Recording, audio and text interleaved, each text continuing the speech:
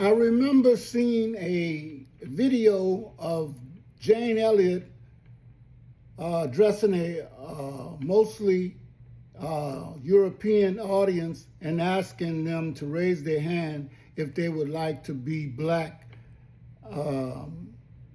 And she didn't see any hands, so she said, maybe they didn't hear me. Raise your hand if you would like to be black. So no one raised their hand.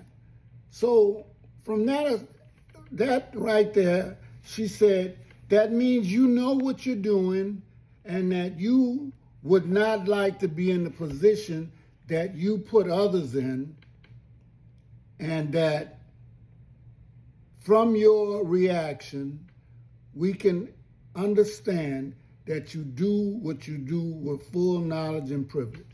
So, one of the things that I wanted to talk about today is that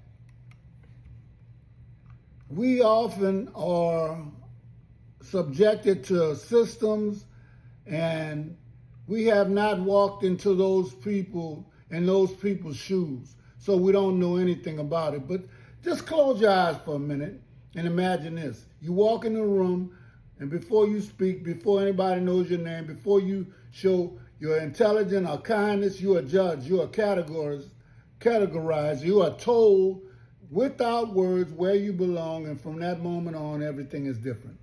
Not because you changed, but because the system around you has decided how they're going to treat you. And this is what Miss Elliott was trying to get people to feel. Now, I'm just redressing this, going over this again, because we act like we don't understand. Now, not just intellectually, but feel in their bodies the discomfort, the anger, the exhaustion, the confusion of being reduced to something you did not choose. This is how Europeans' systems sometimes work against black folks and people of color. Now, we are going to label this a eye color test, but we know it goes much more deeper than that. It was actually about exposing something deeper, and how quickly human beings adapt to power structures, and how easily we accept inequality when we benefit from it. And believe me,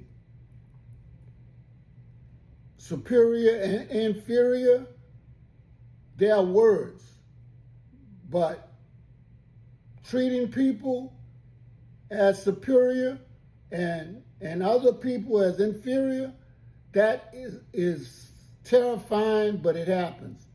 So understand this.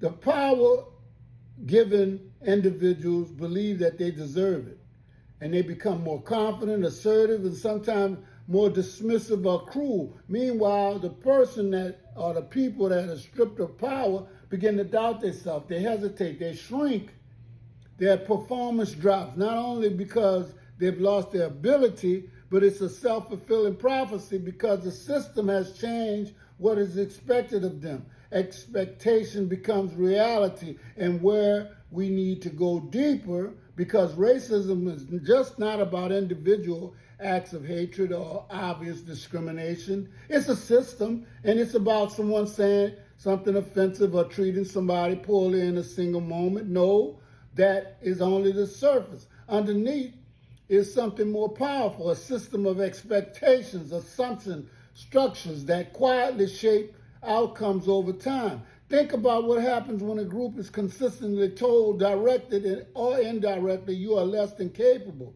less intelligent, less trustworthy. Even if those words are never spoken out loud, they show up in other ways. Low expectations in the classroom, fewer opportunities in workplaces, more suspicion in public places. And over time, those messages begin to affect how people see themselves.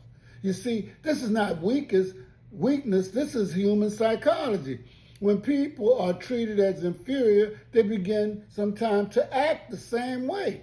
But when they are given power and they are given privilege, they begin to act as though they are superior. Privilege is not about whether you struggled, everybody struggles. Privilege is about whether your identity makes the struggle heavier. It's the difference between carrying weight and having somebody carry that weight for you, or simply because you have that weight increased or decreased because of who you are. Now, one of the things we got to go is sometimes we just scratch the surface, but let's look at this. The experiment was going to be temporary, but black folks have had to face this for hundreds of thousands of years, maybe. You understand?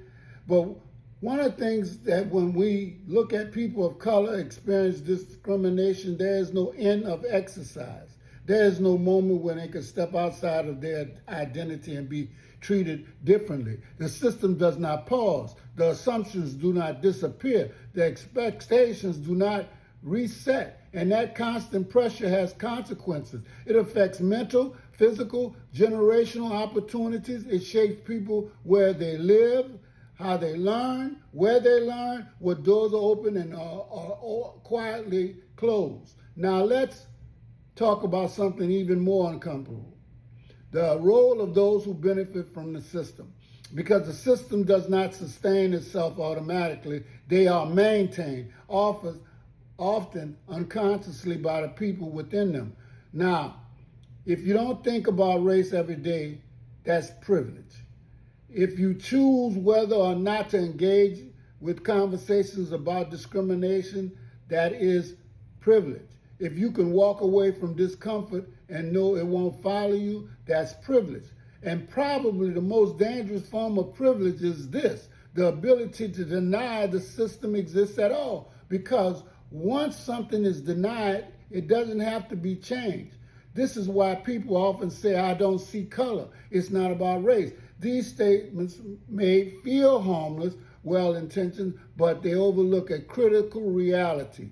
You don't see because you don't want to see, and you can't see its consequences. And for those who live with those consequences, that denial every day can be harmful and just as harmful over discrimination. And it's overt discrimination.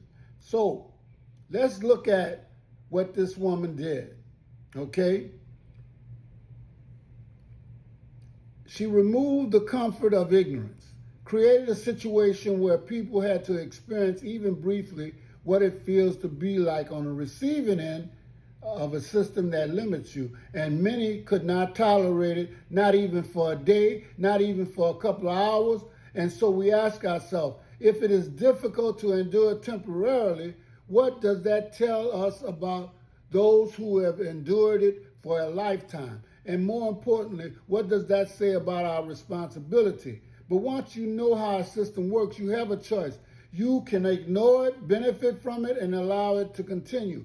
Or you can challenge it. Challenging it doesn't always mean grand justice. It often begins with smaller, quieter actions, listening, truly listening without immediately defending or explaining, and questioning assumptions. Recognizing when systems create unequal outcomes, even if no one intended harm, and being willing to sit in discomfort long enough to grow from it, because discomfort is not the problem. Discomfort is often the beginning of awareness, and awareness is where change starts. Now, this exercise was meant to make people see clearly exactly how they act and how it affects other people also. To understand that inequality is not an abstract concept. It is lived, felt, and reinforced in both obvious and invisible ways. And that the roles we play, whether we benefit or suffer, are not accidents. They are part of a system that can be examined, questioned, and changed, but only if we are willing to see it.